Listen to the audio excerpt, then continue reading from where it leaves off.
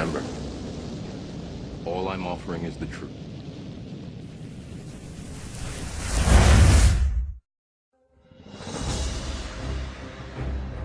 If you had to put a name to the conspiracy that's come down to us through the ages, that some call the Illuminati, some other people call it other things, but I think if you boil it down to its purest, simplest form, you would identify it essentially as Freemasonry.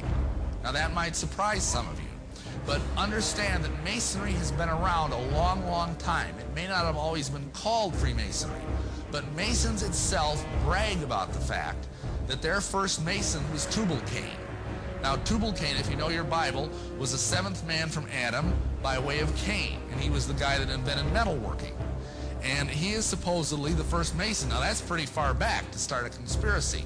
Then of course you have the flood. After the flood, the Masons say that the first Mason was Nimrod.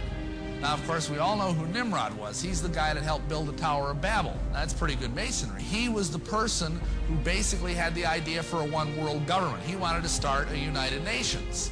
He had all these great ideas, you know, one-world government, all this kind of stuff, New World Order.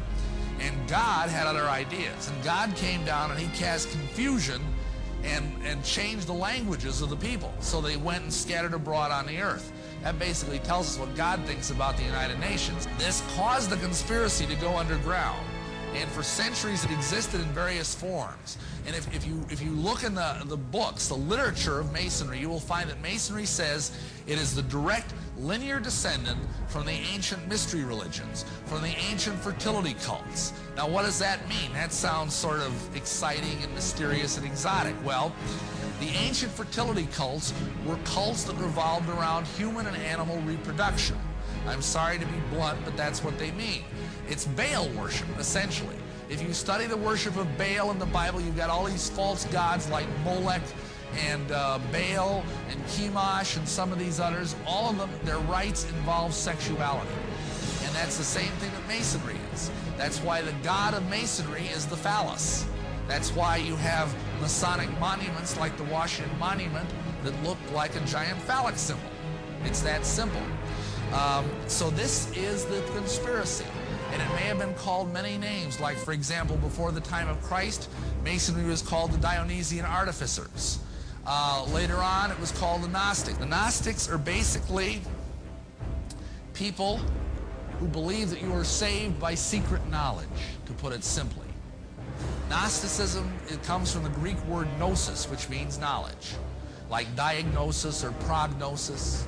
And what they believed is that Christianity, as it is constituted in the Bible, is far too simple. It's a Greek heresy off of the truth of Christianity.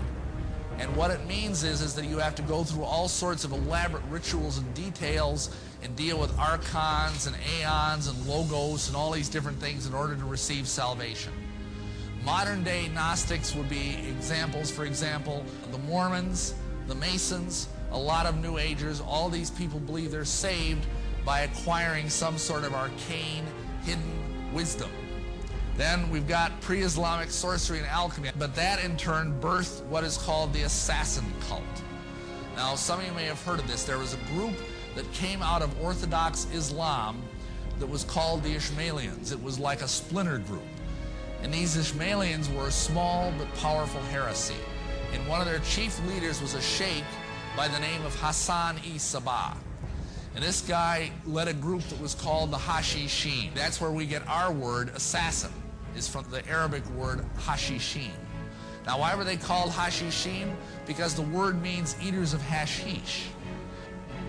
How this guy worked, he is kind of the father of the modern day conspiracy. He was the father of modern day espionage. And he was the first programmer, the first mind control operator. And this is what he did. If someone wanted to join his group, he knew he needed elite warriors because he had all of Islam arrayed against him. When you died, you would go to a place called paradise, where you could do all the stuff you weren't allowed to do as a Muslim. You could eat pork, you could drink wine, and there were these beautiful angels called Uris that looked just like Playboy centerfolds, and they would minister to your every whim throughout eternity. And this is the Islamic paradise.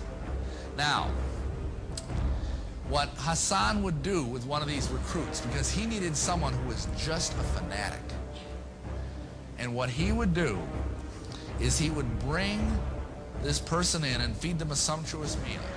And the meal would be laced with copious amounts of hashish.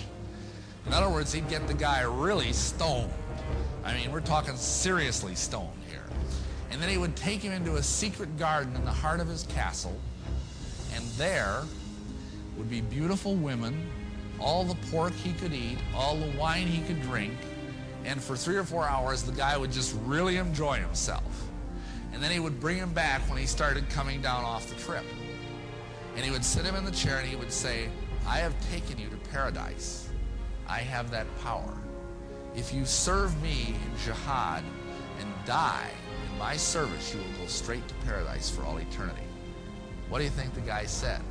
And these guys were total fanatics.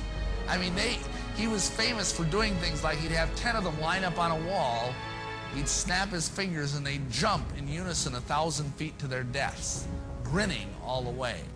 And those have become some of the bywords of the Illuminati that he had such a profound influence on. Okay, moving along. What happened next is the royal secret of Masonry passed from the Assassins to the Templars. Now, the Knights Templar were warrior knights. They were Catholics that took part in the Crusades that you've probably all heard about. They went over to the Holy Land to try and capture the Holy Land back from the Saracens. Now, the Saracens were a kind of Muslims. During this conflict, which lasted over a century, they began to interface with the Assassins. They began to share each other's secret. And so when they lost the Crusades, the Templars went back to Europe, immensely wealthy, immensely powerful, and full of occult knowledge. Now, you got to understand something about the Templars. They got very wealthy because they basically provided protection for the pilgrims as they journeyed from Europe to visit the sacred places in the Holy Land. And they got very, very wealthy. Plus, there are legends that say that they found Solomon's treasure buried in the ruins of Solomon's temple in Jerusalem, and that they were fabulously wealthy. They got so powerful, and interestingly enough, they became the first international banksters. Everybody tries to blame the Jews for that one, but actually the first international banksters were in fact the Templars. And they got so powerful and so wealthy, they threatened the Vatican, which was not a wise thing to do. So the Pope got together with the King of France, and they conspired to bring down the Templars. In 1307, on October 13th, Friday, they sent out warrants and captured every Knight Templar that they could find, including the Grand Master, whose name was Jacques de Molay. The next thing is, about 100 years later, along came the Rosicrucians. They had the same secret. Some people say that they were just a resurfacing of the Knights Templar under a different name. After that, just 34 years later, we have Ignatius Loyola and the Jesuits. Now, Ignatius Loyola was a Spanish knight, and he got hit in the leg with a cannonball and had to go through a lengthy convalescence. During that time, he had some sort of conversion experience and decided, this sounds familiar, I know, he wanted to start an order of warrior monks, elite warriors that would protect the Pope and would serve the Catholic Church unwaveringly. He came up with a name for this order. He called it Los Illuminados. Now, if any of you speak Spanish, you know that name means the Illuminated Ones. However, the Pope didn't like that name, and so they changed the name to the Society of Jesus. This finally congealed formally into what is called the Mother Lodge in England in 1717. In London, at the Apple Tree Tavern, nice spiritual place, the first meeting formally of the Grand Lodge of England took place. And because most all modern Masonry comes from that place, this is called the Mother Lodge. The next thing that happened is that the Grand Orient came along about 60 years later. That's the most virulent anti-Christian form of Masonry that exists in the world today. Just a few years after that, on May 1st, which is a high satanic holiday, a gentleman by the name of Adam Weishaupt started a group called the Illuminati Ordnen, or the Order of the Illuminati. This is really the modern origin of the conspiracy.